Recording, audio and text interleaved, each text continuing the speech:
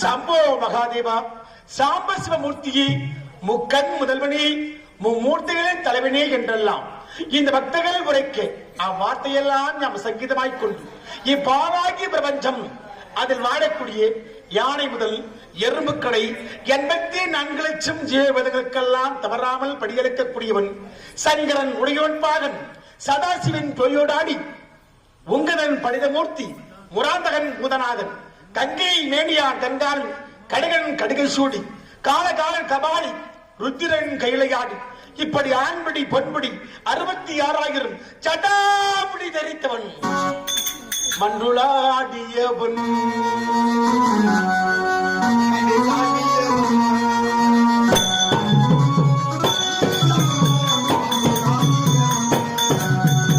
மன்றுளாடியவன் ஈசன் மன்றுளாடியவன் அன்று வெள்ளி அம்பலத்தில் தொண்டகத்துவன் அகற்றிடவே மன்றுளாடியவன் ஈசன் மன்றுளாடியவன்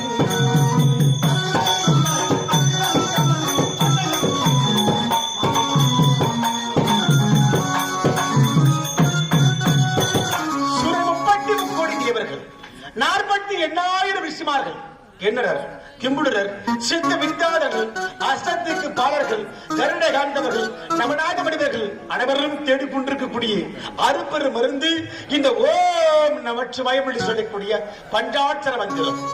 ஓம் என்று சொன்னால் அது ஓரெழுத்து மந்திரம். ராமா என்று இந்த நாவினால் சொன்னால் அது 2 எழுத்து மந்திரம். சக்தி என்று சகல மக்களும் நாவினால் சொன்னால் அது 3 எழுத்து மந்திரம். பிரம்மா என்று சொல்லக்கூடிய மந்திரம் உலகத்தில் வாழக்கூடிய யானை முதல் எறும்புக்கடை 84 லட்சம் ஜீவர்கள் எல்லாம் மண்டியிலே எழுதி மயிர்கமலா வளைத்து போய்வா பூலகம் என்று அனுப்பக்கூடியவன் யார்? அவன் தான் சக்தி உலகத்தால் விடுகிறான் பிரம்மதேவன். அவனுடைய ஒரே மந்திரம் பிரம்மா என்று சொல்லக்கூடிய 4 எழுத்து மந்திரம். ஆனால் யார் என்னவரை கேட்டாலும் இல்லை என்று சொல்லாமல் வாரி கொடுக்கின்ற வல்லல் அகிலாண்ட கோடி பிரம்மாண்ட நாயகன் அநாதரட்சகன் 1000 கண்ணுடையான் இந்த ஈஸ்வரனுடைய மந்திரமும் ஓம் நமச்சிவாயம் என்று சொல்லக்கூடிய இந்த பஞ்சாட்சர மந்திரம். இந்த பஞ்சாட்சர மந்திரத்தை உள்ளன்போடு ஏற்று அதிகாலையில் நீராடி முடித்துவிட்டு நெற்றியிலே திருநீரை பூசி சிவாய நமக சிவாய நமக என்று சிந்தித்து இருப்போருக்கு அபாயம் ஒரு நாளும் நேராது. அதனால்தான் எல்லாவற்றுக்கும் மேலான மந்திரம் திருவாசகம்.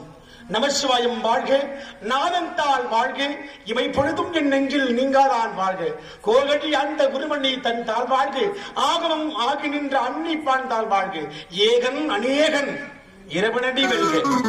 இந்த வார்த்தை எல்லோரும் கவனிக்க வேண்டும். ஏகன் அநேகனாக இருக்கிறேன். இந்த ஈசன் தான் எல்லா கடவுளாகவும் இருந்து எல்லாவற்றையும் ஆளுகின்ற ஆண்டவனாக உலகங்களுக்கெல்லாம் காட்சி கொடுக்கின்றது.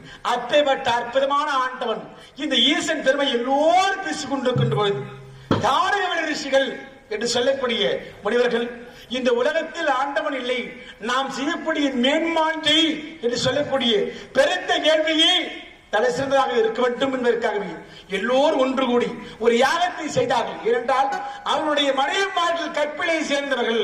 கல்லானாலும் கணவன், சிறு புல்லாக இருந்தாலும் அவன் தான் நம்மை தொட்டு தாழி கட்டிய கணவன் என்று கணவன் வார்த்தைக்கு மாறு செய்யாமல் இன்றலும் வாழ்ந்து கொண்டு வந்தார்கள். அப்பேற்பட்ட மனைவிகள் துறையோடு அந்த மனிதர்களெல்லாம் ஒன்று சேர்ந்து கொண்டு பெருத்த வேள்வி செய்தார்கள். பார்த்தார்கள் தேவர்கள். இந்த வேள்வி நிறைவேறிவிட்டால் நான் எல்லோரும் அந்த மனிதர்களுக்கு அடிமையாகி விடுவோமே என்று எல்லோரும் ஓடி வந்து என்னுடைய பாதங்களை விழுந்தார்கள். அப்படி பாதங்களை விடுத்தவர்களே கவலை கொள்ள வேண்டாம்,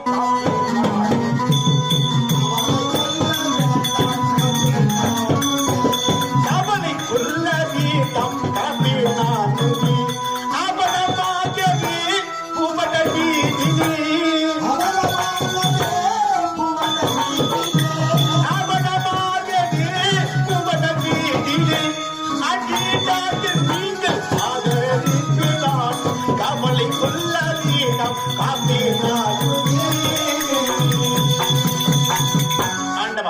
நீங்கள் தான் என்னை காப்பாற்ற வேண்டும். அப்படி என்றால் அந்த மனைவருடைய கற்பித்தன்மையால் தானே இவர்கள் தபசித்துக் கொண்டிருக்கிறார்கள். நீங்கள் கவலை கொள்ள வேண்டாம். உருவை மாற்றி நான் அயோத்திய கிழவனாக பிறந்த நீனியோடு ஒரு கருத்தை கபாலத்தை ஏங்கி அம்மா நான் பிச்சாந்து வருகிறேன் என்று அந்த பெண்கள் வாடிப்படி வீதி வழியாக நான் ஆடிக்கொண்டு பாடிக்கொண்டு சென்றேன். என் அழகை பார்த்தவுடன் ஆஹா, இப்பேற்பட்ட அழகுள்ள மானிடரும் இந்த உலகத்தில் இருக்கின்றானா என்று என்னை உற்று நோக்கி பார்த்தார்கள். என்னுடைய பார்வையை பட்டவுடனே அவர்கள் அக்கடமே கருவுற்று குழந்தைகளுக்கு நடத்தி விட்டார்கள். ஏனென்றால் ரிஷிபிண்டல் ராத்தங்காது. அதனால் கண் வைக்கும் நேரத்துக்குள்ளாகவே 48 விஷ்ணுமார்கள் எடுத்து விட்டார்கள். அங்கு யாகம் நின்று விட்டது. பார்த்தார்கள் மனிதர்கள், என்ன இது, நம் யாகத்தை நிறுத்த யாராலும் முடியாது என்பதெல்லாம் நான் பயந்து கொண்டு வருகிறோம். ஆனால் சற்றென்று பார்த்தால் இந்த யாகம் நின்று விட்டதே, இதற்கு யார் காரணம்? ஞானத்தால் பார்த்தால் ஓஹோ, தேவர்களை காப்பாற்ற உலகநாயகன் வேதநாயகன் என்று சொல்லக்கூடிய அந்த கைலிக்கர் வாசனை உருமாறி வந்து நம்முடைய மனைவருடைய கற்பை வைத்திருக்கிறார் என்றால் அந்த ஈசன் உயிரோடு இருக்கவே கூடாது.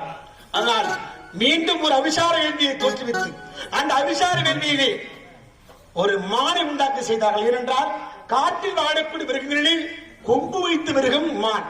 அந்த மானின் கொம்பு மனித உடம்பிலே பாய்ந்துவிட்டால் அவன் எப்பேற்பட்டதாக இருந்தாலும் இறப்பது திண்ணம்.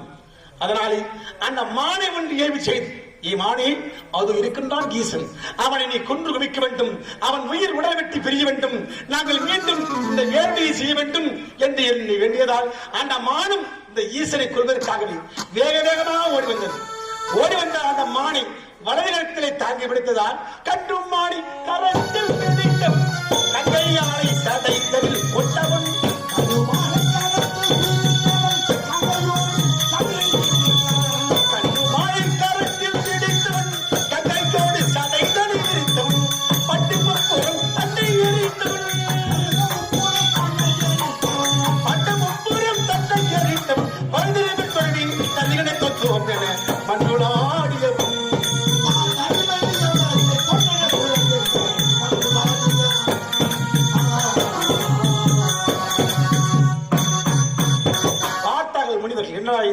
இந்த மான் சற்று ஈசனை கொண்டு விட்டு வரும் என்று பார்த்தால் அவன் மனதிலே மான்படி வேண்டிய ஆண்டவனாக காட்சி கொடுக்கின்றானே, அவனை விடவே கூடாது என்று இரண்டாவது முறையாக உலகத்தில் வாழக்கூடிய மிருகங்களே கொடிய மிருகம் புலி.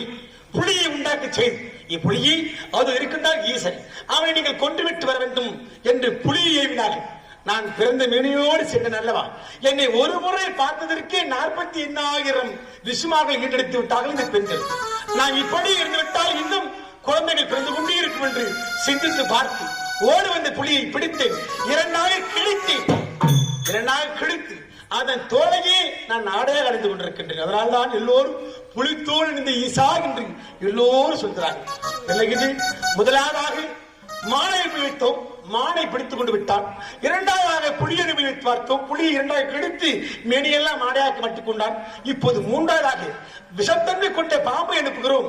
இந்த பாம்பால் சென்று ஈசனை கொல்லும் என்று 1000 சிறப்படைத்த ஆதிசேஷன் முதல் மணிகண்டன் வருகின்ற சொல்லக்கூடிய அனைத்து பாம்புகளையும் என் மீது ஏவிவிட்டார்கள். அனைத்து பாம்பை பிடித்து கால்களை தண்டையாகும், கைகளை கங்கணையாகும், என் மேனியெல்லாம் ஆபரணம் மாற்றிக் கொண்டேன். ஏனென்றால் என் நெற்றிக்கண் வெப்பம் என்னாலேயே தாங்க முடியவில்லை. அந்த வெப்பத்தை தடுக்க என்றால் இந்த பாம்புகள் எல்லாம் குளிர்ந்த தன்மையுடையவள். பாம்பை மேலே பூசினால் வெப்பம் தெரியும் என்று சிந்தித்து பார்த்து ஓடி வந்த பாம்பை எல்லாம் என் மேனையில் ஆபரணமாக ஆக்கிக் கொண்டேன். அதனால் அந்த பாம்பை எல்லாம் ஆகாத பார்த்து என்னடா இது, இந்த பாம்பும் சென்று அவன் மேனியெல்லாம் இப்போது ஆபரணமாக ஜொலிக்கிறது என்றால் இவனை விடவே கூடாது என்று உலகத்தில் இசைக்கருவி எல்லாம் ஒவ்வொன்றாக உற்பத்தி செய்து அந்த இசைக்கருவி எல்லாம் இசைக்கு நான் தாம் தீம் தோம் தோம் தாம் தீம் ஆடு சிதம்பரம் ஆடு சிதம்பரம்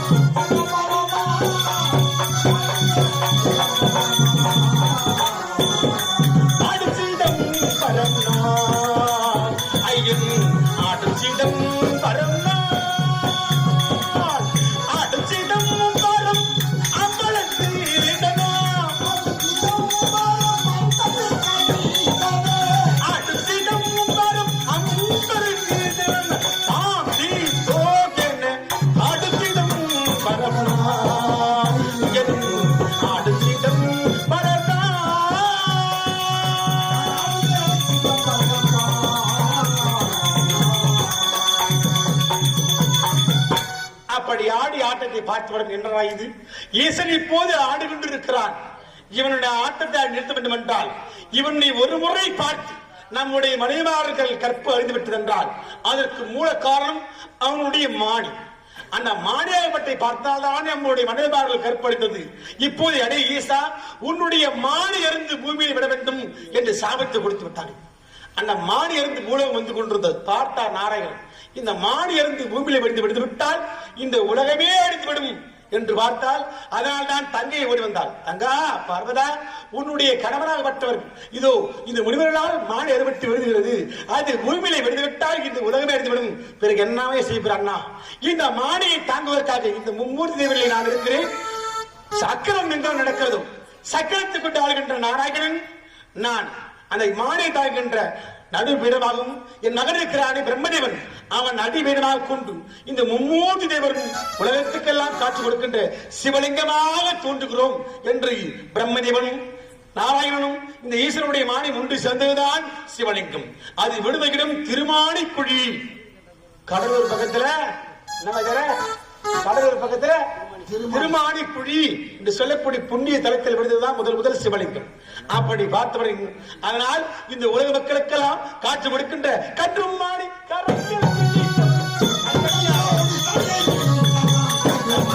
கரத்தில் பிடித்தவன் சகையோடு சதையை விரித்தவன் பட்டுப்புறம் சட்டை எறிந்தவன் பட்டுப்புறம் சட்டை எறிந்தவன் வயதில் தொடங்கி தன்னிடத்தை தோன்றின மண்ணுளாடியவன்.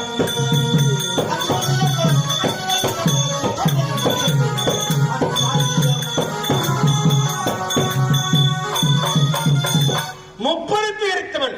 அப்படி என்றால் சூரபத்மன், தாருகன், சிங்கமுகன், அஜமகி, பானகன் என்று சொல்லிக்கூடிய 60 கரக்கர் கூட்டம் 66,000 அத்தனையும் இன்னும் மகன் இருக்கிறான் அல்லவா.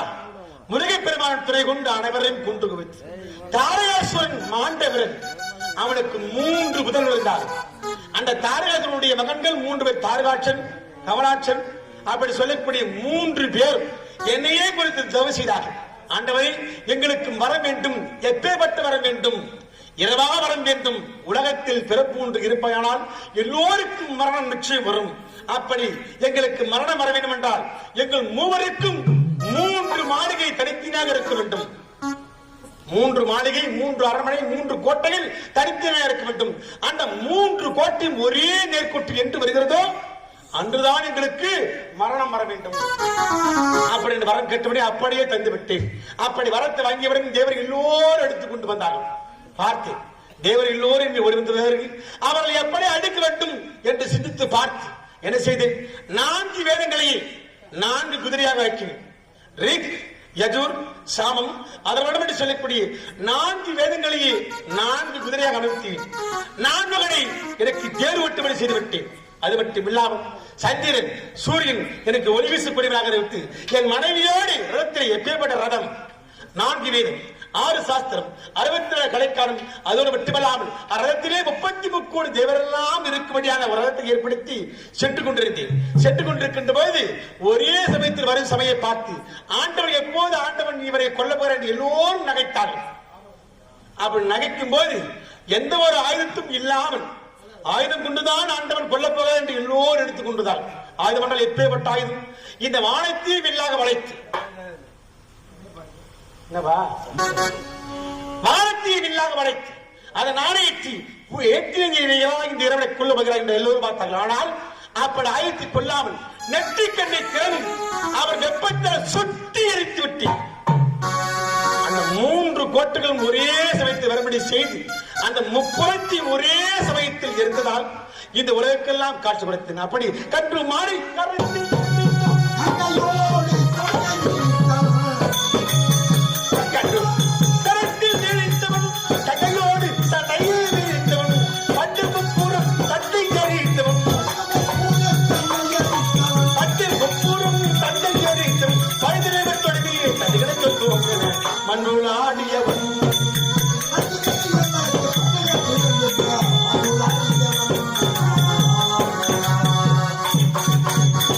அப்படி வாழ்த்து கொண்ட ஈசன் உலகத்துக்கு ஏதாவது நன்மை செய்ய வேண்டுமே. அழகான ஒரு கிராமம், ஒரு கிராமம் என்றால் ஒண்ணு ஆற்றோடு இருக்கணும், ஆற்று ஓரமா ஒரு கிராமம் இருக்கணும், இல்லைன்னா ரோட்டு ஓரமா இருக்கணும், இல்லைன்னா காட்டு ஓரமா இருக்கும். எப்படி விறகு வெட்டி பொழிச்சுக்கலாம். அல்ல ஆற்று ஓரமா இருந்தா மீன் பிடிச்சா சாப்பிட்டு உயிர் வாழலாம். இல்லையா ரோட்டு ஓரமா இருந்தா இன்னும் வலுவா இருக்கும். ரோட்ல போற ஏதாவது வண்டி ஆக்சிடென்ட் ஆனா கூட கீழே ஒரு பொருள் வாங்கி வந்துடலாம். யார் இந்த காலத்துல உயிரை காப்பாற்றலாம்? எது எவன் கீழே வரானா முதல்ல வாங்கி மூடி வர வேண்டாம். அப்படி காட்டோர் இருக்கணும், வீட்டு இல்ல ரோட்டோர் இருக்கணும், இல்ல ஆத்தோர் இருக்கணும். அப்படி உலகத்துக்கெல்லாம் மக்கள் இன்புற்று வர என்றால் அதுக்கு நீர் வேண்டும், நீர் ஆதாரம் வேண்டும் என்றால் உலகத்துக்கெல்லாம் ஒரு அணையை கட்ட வேண்டும் என்று வரகுண பாண்டியன் மதுரை ஆண்டு வந்தான். வரகுண பாண்டியன் அப்படி வரகுண பாண்டியன் காவிரி அணை கட்டுவதற்காக எல்லா மக்களுக்கும் பரிசாற்றி விட்டான். வீட்டுக்கு ஒரு ஆண்மகன் வர வேண்டும். அப்படி ஆண்மகன் வந்து இந்த காவிரி அணை கட்டுமறை கடைசி வரை எல்லோரும் வேலை செய்ய வேண்டும், பணிபுரிய வேண்டும் என்று கட்டளையிட்டு விட்டான். அப்படி எந்த வீட்டில் ஒரு ஆண்மகன் வரவில்லையோ அவருடைய சிரம் அந்தரத்தில் பறக்கும் என்று பறைசாற்றி விட்டான். எல்லா வீட்டு மக்களும் ஒவ்வொருவராக போய் கொண்டிருக்கிறார். கடைசி அந்த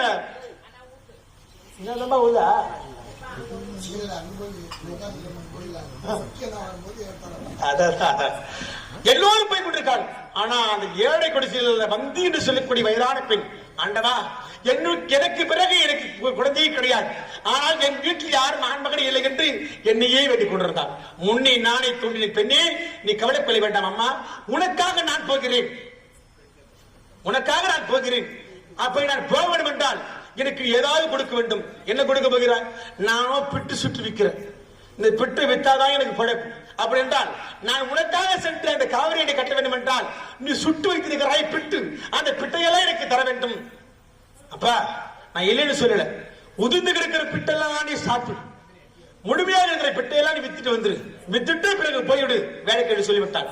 என்னுடைய மகையால் அனைத்து பிட்டை உதிரிபடி செய்து விட்டேன். என்னப்பா இது எண்ணிக்கையும் இல்லாம நீ வந்த நேரம் எல்லா பிட்டும் உதிர்ந்து விட்டதே.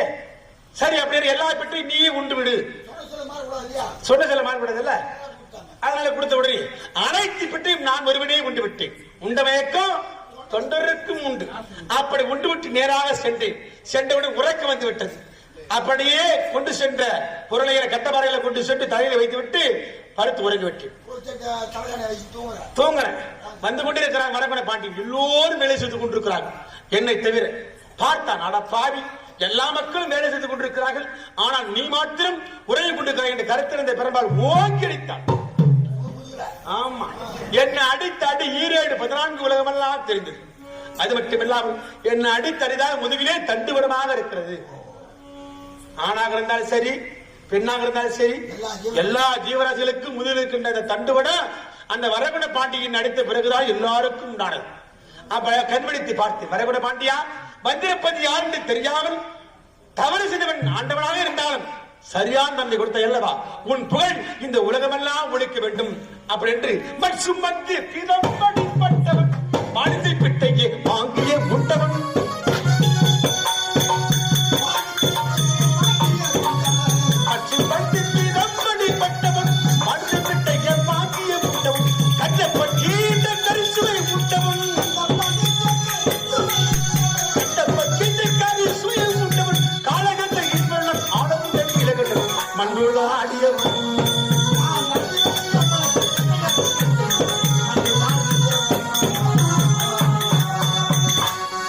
ஆண்டவனுக்கு கரிசு படைப்பதா என்ன இது அபச்சாரம்? ஆண்டவனுக்கு நெய்வேதி செய்வது வழக்கு. ஆண்டவனுக்கு எப்படி மாமிசத்தை படைப்பது? படைத்திருக்கான் ஒருவன். யார் என்று சொன்னால் திண்ணப்பன் என்று சொல்லக்கூடிய ஒரு வேடுவன் காற்றில் சென்று காற்றில் வாடக்கூடிய பண்டிகைகள் கொன்று குவித்து வந்து அதிலே உயர்ந்த கரியில கொண்டு வந்து நெருப்பிலை தீயிட்டு சுட்டு அதை சுவைத்து பார்ப்பான். சுவையாக இருக்கிறது என்று பார்த்த பிறகுதான் ஆண்டவனுக்கு எனக்கு படைப்பான். அப்படி வருவது ஆண்டவன் படைப்பதை சென்று விடுவது. இப்படி நாள் ஒன்று மேயும் தவறாமல் செய்து கொண்டிருந்தான். ஒரு சமயத்தில் அந்தனர்கள் பார்த்தார்கள், என்ன இது ஆண்டவனுக்கு மந்திரங்களை சொல்லி மாலை அணிவித்து பூஜையெல்லாம் செய்து கொண்டிருக்கிறோம், யாரோ ஒரு சண்டாள பாவி ஆண்டவனை இப்படி செய்திருக்கிறானே, ஆண்டவனுக்கு இறைச்சி வைத்திருக்கிறானே, இவன் யாராக இருக்கும் என்று ஆண்டவாய் நீ வேண்டுகின்ற பொழுது முன்னே தோன்றினேன். அந்தனர்களே உங்கள் பக்தியை நான் மெச்சினேன், அந்த வேடவனோட பக்தியை மெச்சினேன். உங்கள் இருவரை விட உங்கள் இருவர் யார் சிறந்த பக்தர் என்று சற்று நேரம் மரத்தின் நக்கு ஒளிந்திருங்கள், நான் உங்களுக்கு யார் என்று காட்டுகிறேன் அப்படின்னு மறைத்து விட்டு ஓடி வருகிறான். ஓடி வந்து எப்படி வருகிறான்? ஓட்ட ஓட்டமாக சென்று ஆற்றிலே கையால் நீர் எடுக்க மாட்டான், வாயினாலே தண்ணீர் எடுத்து முகத்தில் உமிழ்விடு. அப்படி உமிழ்ந்து கொண்டு வந்த இறைச்சி இலையை போட்டு சுட்டையெல்லாம் சுவை பார்த்து பிறகு படைக்கிறார். அப்படி படைக்கின்ற பொழுது பார்த்தேன், இவனை எப்படியாவது பரிசோதிக்க வேண்டும் என்று முதலாக என் வலது கண்ணில் உதிரும் சொட்டப்படி செய்து விட்டேன். பார்த்தான் ஆண்டவன், அந்த வேடுவன், என்ன இது ஆண்டவனுக்கு ஒரு கண் பாயாக விட்டது, ஆனால் நமக்கு 2 வீடுகள் இருக்கிறது, நமக்கு 2 வீடுகள் என்ன பயன் இருக்கிறது? ஆண்டவருக்கு ஒரு வீடு கொடுத்து விட்டால் ஆண்டவர் இந்த உலகெல்லாம் காப்பாற்றுவார், நம்மையும் காப்பாற்ற நினைத்து எடுத்தால் விரைவானை வலது கண்ணை பெருத்தெடுத்தால் எனக்கு கொடுத்து விட்டான், ஆக்கிவிட்டான். சரி, சிறந்த பக்தி. 2வது முறையாக இடது கண்ணிலும் உதிரம் மறுபடி செய்து விட்டேன். பார்த்தான் அந்த வேடுவன், என்ன இது முதலில் வலது கண்ணில் வந்தது, உதிரம் நின்று விட்டது, இப்போது 2வது முறையாக இடது கண்ணில் வருகிறது. அப்படி என்றால் நமக்கு 2 வீடுகள் இல்லாவிட்டால் பரவாயில்லை, ஆண்டவனுக்கு விடு கொடுக்க வேண்டும் என்ற ஒரு நல்ல எண்ணத்தில் எடுத்தான் விரைவாளை. சரி, ஒருவேளை இந்த கண்ணை பேர்த்து விட்டால் ஆண்டவன் எங்கிருக்கிற நமக்கு தெரியாமலே போய்விடும், அதனால் அடையாளம் தெரிய வேண்டும் என்பதற்காகவே பக்தியின் உச்சிக்கு சென்றவன் தான் அறிந்து கொண்டிருக்கின்ற செருப்பு என்பதை மறந்துவிட்டு அடையாளத்தை எடுத்து மூஞ்சில வைத்து விட்டான். வைத்துவிட்டு கண்ணை பேர்க்கும் போது, ஏனென்றா நான் ஆண்மகன், வலது பக்கம் இருக்கிறேன், பொறுமையோடு இருந்து, ஆனால் இடப்பக்கம் யார் இருக்கா? என் மனைவி அல்லவா, மகனே என்று பொறுக்க முடியாமல் பேர்க்கின்றவன் நில், என்ன செய்கிறாய்? ஆண்டவனுக்கு கண் கொடுக்க போகிறேன். கண் கொடுக்காது. ஆண்டவா, எனது என்ன செய்து கொண்டிருக்கிறாய்?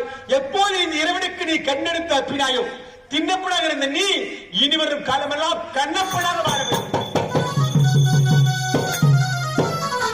அப்படி கண்ணப்பனா உலகத்தில் காட்சி கொடுக்க வேண்டும் என்று அந்த தின்னப்பனுக்கு அருளாட்சி வருதவன் ஆண்டவனால் சுமந்து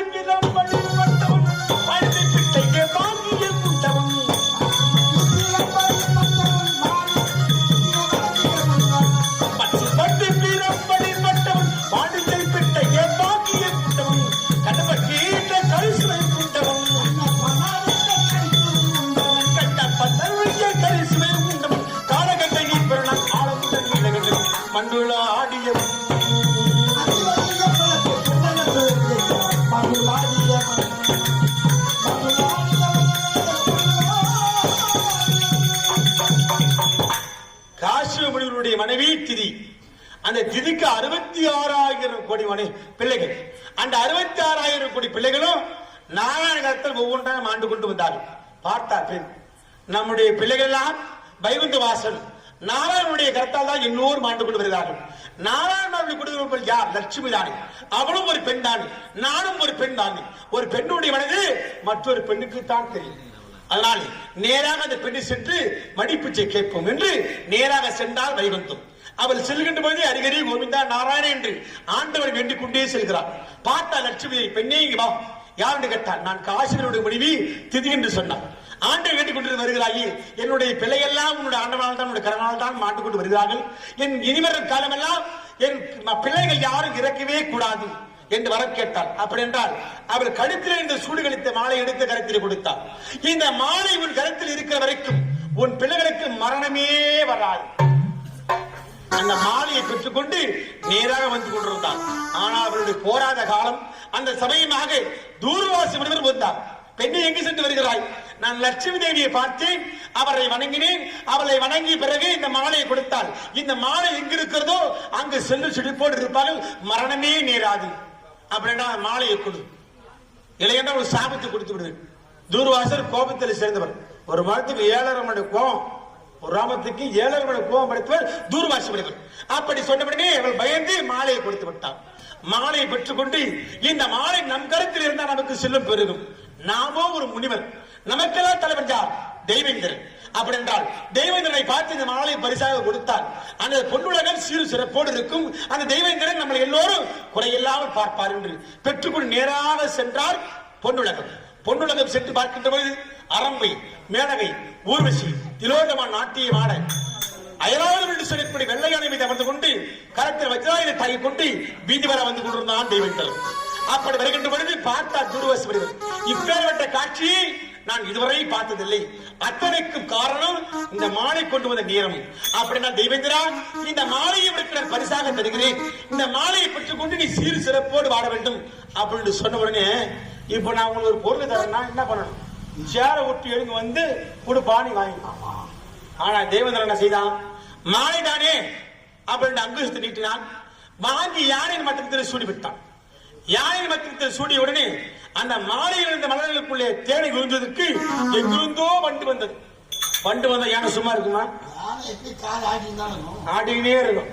அந்த வண்டு வந்த உடனே மாலையை கீழே போட்டு காலால் ஒரே மீதி. அதானே, இந்த பூ இருந்தா வண்டு வரும், வண்டு வந்து காதல் போதா யானை செத்துரும். அதனால மாலையை கீழே போட்டு காலை மிதித்து நாசம் செய்து விட்டது. பார்த்தா தூர்வாசி, அடப்பாவி தேவேந்திரா, இது எப்பேற்பட்ட மாலை! லட்சுமி தேவியார் சூடு கிடைத்த மாலை. அது ஒரு பெண் கொண்டு வந்தால் அவரிடத்தில் நான் பெற்று வந்து உனக்கு பரிசாக தந்தால் நீ அயராகத்தை விட்டு கீழே இறங்கி வந்து அந்த மாலையை பெற்றிருக்க வேண்டும். அதை விட்டுவிட்டு தான் என்ற ஆணவத்தோடு உன் அங்குசத்தை நீட்டி அந்த மாலையை பெற்று யானை மத்தியத்தில் எப்போது சூடிவிட்டாய் என்றால் இந்த தேவருக்கெல்லாம் தலைவன் என்ற தான் என்ற அங்காரம் தானே, தான் என்ற கர்வம் தானே. உன் கர்வம் மடிய வேண்டும், உன் ஆணவம் மடிய வேண்டும். இந்த பொன்னுலகம் இரும்புமயமாக போக வேண்டும். தேவனுக்கு நரை, திரை, பிறை, மூப்பு, சாக்காடு இந்த 5 அழிய வேண்டும் என்று சாபத்தை கொடுத்து விட்டு போய்விட்டார். நரைனா என்ன? தேவனுக்கு நரைக்கவே நரைக்காது. திரை என்றால் தேவனுக்கு கண்ணு தெல்ல தெளிவாக தெரியும். நரை, திரை, மூப்பு பார்ப்பதற்கு அழகாகவே இருப்பார், வயசே ஆகாது. பிடி என்றால் நோய் நொடியே வராது. எந்த ஒரு நேரத்திலும் நோய் என்பதே அணுகாது. வாதம், பித்தம், சுழற்சம் என்று சொல்லக்கூடிய எந்த ஒரு நோயும் அணுகாமல் இளமையோடு இருப்பார். சாக்காடு, மரணமே வராது. அப்பேற்பட்ட 5 உங்களுக்கு வர வேண்டும் என்று சாபத்தை கொடுத்து விட்டு போய்விட்ட எல்லா தேவர்களும் வேண்டிக் கொண்டிருக்கிறார்கள். அப்படி இது விலக வேண்டும் என்றால் திருப்பார் கடலை ஒரு பாட்டமாகவும், ஏறுகிற மலையை ஒரு மட்டாகவும், சந்திரனை தூணாக நிறுத்தி வாசி என்று சொல்லக்கூடிய பாம்பை கயிறாக கொண்டு அமுதம் கிடைந்தால் அந்த அமுதத்தை உண்டாயானால் உங்களுக்கு எல்லா சாவும் விலகும் என்று சொன்னவுடனே தேவன் ஒரு உருவாகும், அரக்கர் கூட்டம் ஒரு உருவாகும் என்று அமுதம் கிடைக்கின்ற போது அந்த மேலுகிற வழியை அப்படியே சாய்ந்து விட்டு எல்லாரும் கோவிந்தா கோவிந்தா என்று வருகின்ற போது என் மைத்திர நாராயணன் பூர்வம் என்று சொல்லக்கூடிய ஆமையாளர் எடுத்து முதுகிலை தாங்கினார். முதுகிலே தாங்கியவர்கள் அமுதம் வந்தது. அமுதத்தோடு எல்லா அப்சரஸ்களும் வந்தார்கள். அப்படி அமுதம் வருவதற்கு முன்பாகவே அந்த பாம்பு வழியை தாங்க முடியாமல் ஆழகாலத்தை கக்கியது.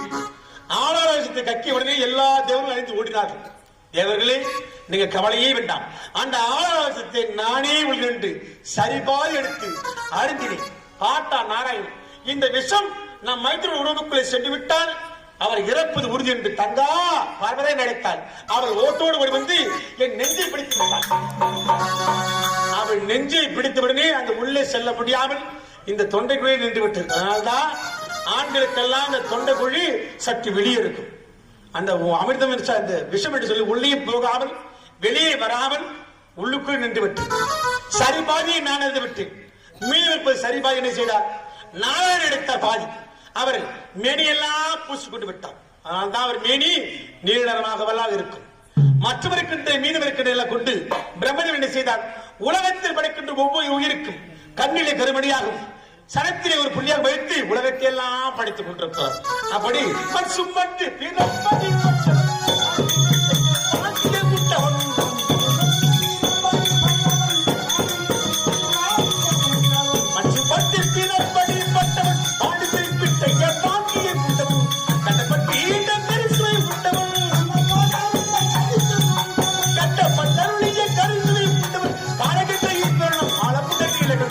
மண்டுள்ள ஆடியவன்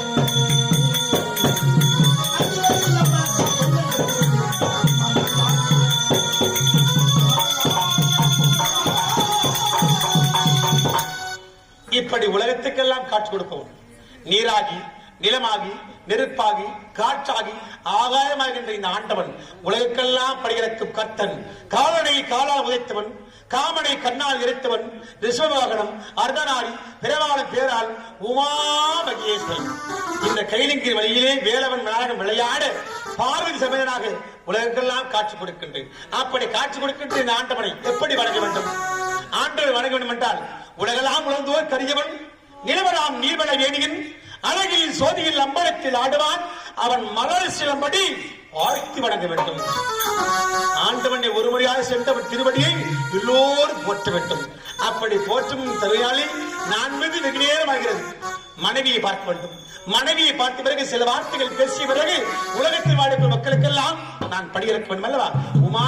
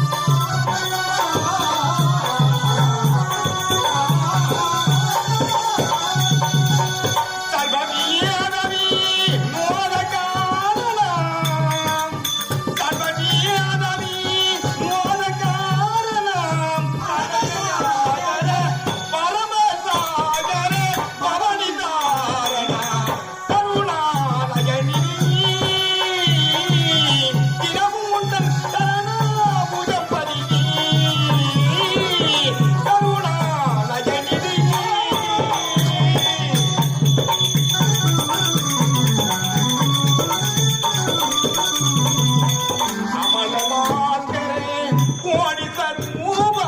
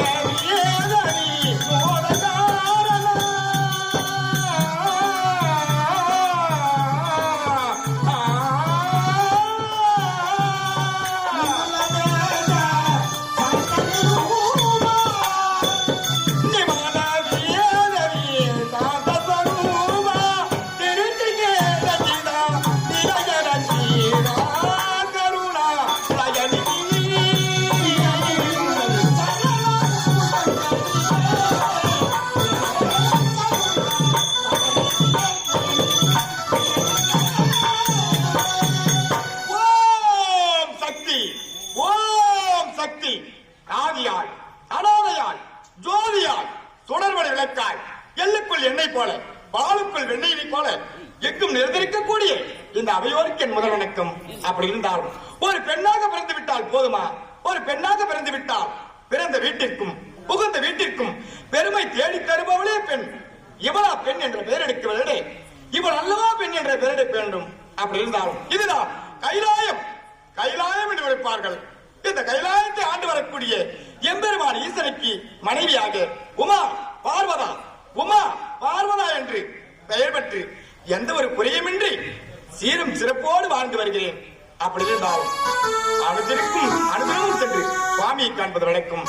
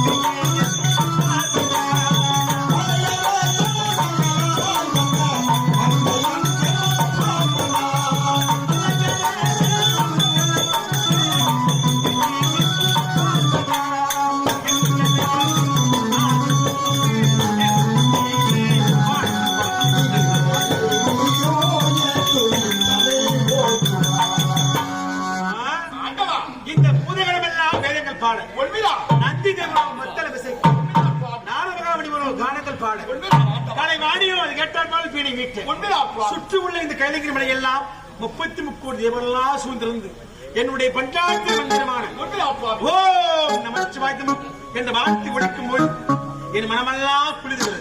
அப்படி குளிரும் தருவாயிலே ஆண்டவனுக்கு பதியாக ஈசனுக்கு பதிவிட செய்ய வேண்டும் என்பதற்காகவே ஓட்டோட்டமாக ஓடி வந்து ஆண்டவன் பாதங்களை பன்னிரால் கழுவி நன்னிரால் நீராட்டி பட்டு துணியால் குழைத்து கோம்பு இருபாட்சி முல்லை மல்லி ரோஜா ஆறுதலம் என்று சொல்லக்கூடிய வரலாம் படைத்து ஆண்டவன் பாதங்களை வைத்து அன்போடு வணங்கி கொண்டிருக்கிறார் அல்லவா? அம்மா நீயே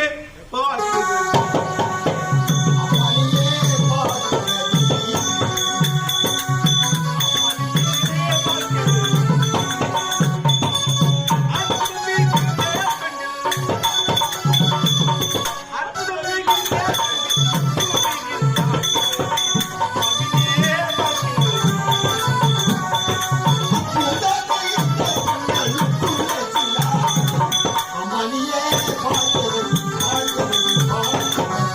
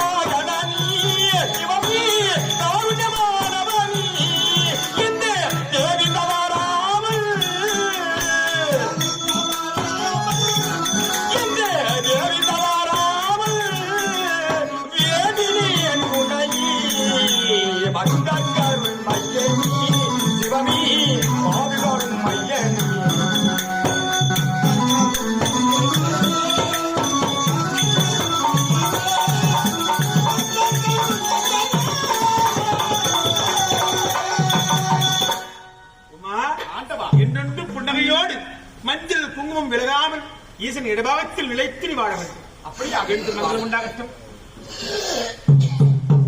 அம்மா, பூதகணங்களை வரவழைத்து என் மனைவியாகிய உமாதேவி நான் பார்க்க வேண்டும் அப்படின்னு சொன்னபடி அந்த பூதகணம் எல்லாம் ஓடி வந்து அந்த பூதகணம் ஓடி வந்து ஆண்டவாயி உங்களை நாமல் எடுக்கிறார் என்று சொன்னபடி நாதன் நாட்டுக்கு ஒரு வார்த்தை பேசாமல் அங்கிருந்து நங்கை ஓடி வந்திருக்கிறார். ஓடி வந்து ஆண்டவன் பாதங்களை வந்திருக்கிறாய். உண்மைதான். ஆண்டவன் பாதங்களை படிந்த பிறகு ஏதோ சொல்ல வேண்டும் உண்மைதான் சுவாமி. இந்த பொன்னான வேளையிலே இந்த வெள்ளி என்று சொல்லக்கூடிய கைலை மலையிலே உங்களை பார்க்கின்ற பொழுது எப்படி தெரியுமா? எப்படி ஆண்டவா, நான் நலமாக வீசும் இசை வெள்ளம் நதியாக